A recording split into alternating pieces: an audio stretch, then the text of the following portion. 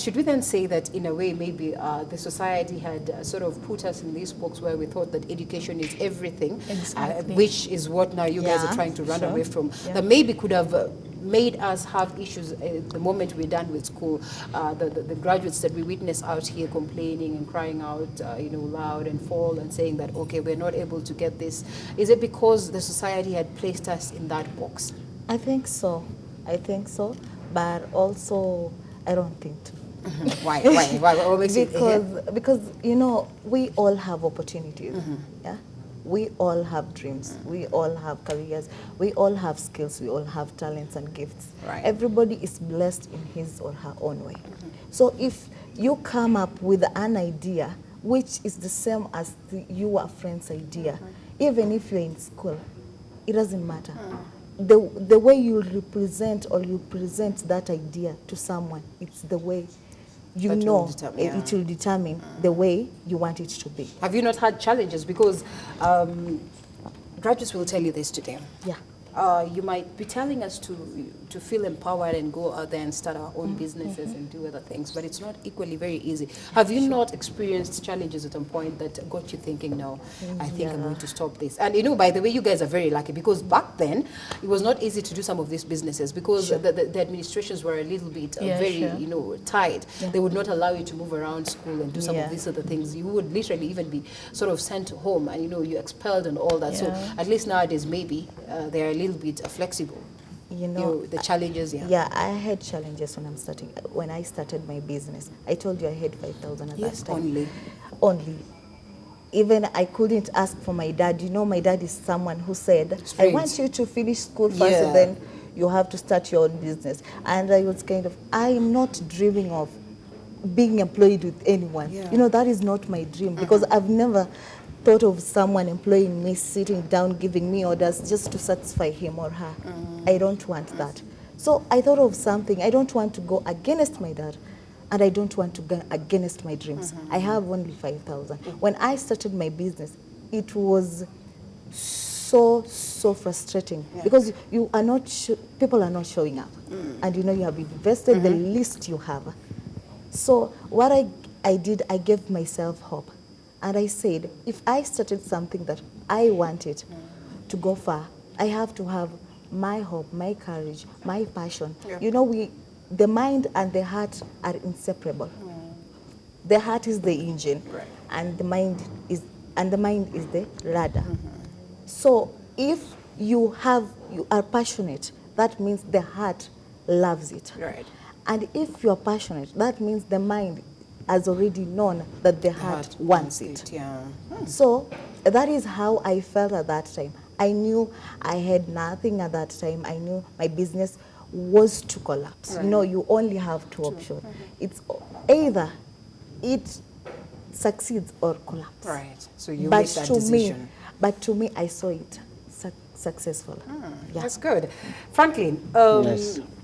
Do you suppose that maybe sometimes we get we have so much expectations right after campus, and even during this period of campus where okay, well, once I'm done with this, I have a degree. I mean, what can you tell me? Like you said, you earn respect in the society, and you exactly sort of feel like you'll certainly also earn that respect in the job market. And it sounds as though it's an automatic thing. Once you're out of school, then you're going to get a job because of the good course that you've done. And we sort of are expecting things so that we get disappointed at some point in time once you've exited school, and because of your over expectations, and you go out there, the job market is not what you expected, it's not as easy as you are, then you just end up being frustrated. Should we just coin our students to that point whereby they should not be over expectant, when what will be the essence of us feeding them with all this information and education? Okay, fine. First, I believe we are broadcasting to them in the first place, that maybe we are talking of what it's directly to them. And I think that is actually a question. But we should be answering them. Yeah, we should be answering, because we are talking, and the people we should be talking should be there. And they should be watching what might be what we are saying. And there's a long history of how education started, and how the society understands but there is already a change, and nobody can ever tell you that. So I believe, as I said, if possible, maybe you can just do the broadcasting, and otherwise before then maybe you can just proceed. Then I can tell them when they can hear and they can listen and they can watch. Okay. Yeah. All right. Brenda, Yeah. imagine yourself after school and you probably studied languages and all that. Then you're out there and you're not able to get a job, and you sort of, somebody else tells you, you know what, kazi ni kazi, go out there and do anything that you can do. What would you feel? To you, would that be a point of stepping low? And should we actually step low to that point where we say, indeed, kazi ni kazi? Will we have lost then the meaning of education? I don't think. Not really. So kazi ni kazi when you go out there? Not really kazi ni kazi. Yeah. Not all kazi ni kazi, but some kazi ni kazi. Okay. Yeah, but then in case I finish school and I fail to get my job, God forbid. not God forbid. No, we're saying God forbid that it Yeah, doesn't God- happen yeah, that God way, forbid. yes? It's already happening. Yeah, Yeah. God, no. No, it's not going to happen that God way. forbid, Yes. I get a job. But then I think I would go for any job, any good job, Right. a job that would comprehend with my dignity. But I won't stoop so low to go. Maybe I get to wash. Yeah. That's why, like, no, that's so low. But then I would go for another job that goes hand in hand with my career. career, But I won't stoop so low. Right. Yeah. But Is- then I'll go for any job, but it has to be a good job. Yeah. Well, the society has compelled us to that point where you have no option. Would you say kazi ni kazi? Okay, as I said before, there's something I learned after graduating. Right.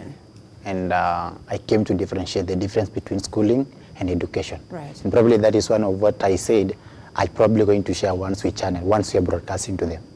Yeah, there's a difference. Yeah. What is this difference? At least, as, you know, just give us a yes. Now, you know, we are talking as 3 people or 4 people. There are people who are waiting for maybe something to understand, and that is maybe what I can say. If it's possible, maybe you can just then broadcast to them. Now, there is something, actually education means, it's Right. a Latin word, meaning educo, Yeah. which means developing from within, Right. expanding. And it's different from schooling. Schooling is learning to get a job. Okay. Education is growing within you to expand yourself to your potential, Right. and exposing you to opportunities. Have we really grown ourselves within us, like he says? You know, is it like school or maybe campus, or maybe just sort of we go out there and we do not see the essence of education, and we focus much on schooling, where, you know, we're just going to focus on the papers, then the exams and all that. Then we go out there and we failed to sort of see the essence of interacting with other students, see the essence of doing other things, you know, focusing on extracurricular activities. Have we failed to do that, so that we have students now going out and all they have is what they learned in Yeah. paper, in book and all that, and nothing more, nothing, no skill to sort of just put them or brace them or keep them, you know, at that bay or at that level, of course, with what is the society out there. Sure. I think the problem started from home. Okay. Yeah. I think that the problem Well, as they started will say, from our charity parents. begins at home. Yeah, because you see, our parents were like, they take you to boarding when you're 5 years. Yeah. And not 5, when you're in standard 5. Okay. Yeah. And to that extent, what is in your mind? I'm going to school to learn. Right.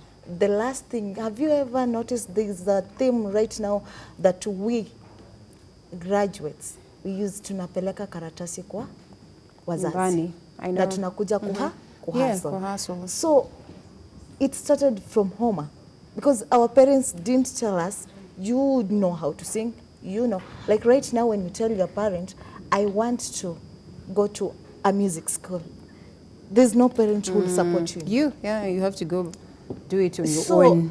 they need you to become a lawyer, they need you to become a teacher, they need you to become a doctor. Those are the professions they need you to become. Right. Not you yourself to know what you want. So that is where when somebody, when I ask someone right now, do you know what you're best in? There's someone who will tell you, I don't have a talent, I only have a skill, which is I know how to teach. Yeah. There's someone right now who knows French, who has studied French, who is a graduate in French. But right now when you say start a school, your own, even in your own house, Yeah. she will not do it. Do not be because She just did it because the parents said, become a teacher in French or anything. You'll be employed by the government. So it all started from home. Right. So the problem with us young people is that we have failed to know our opportunities.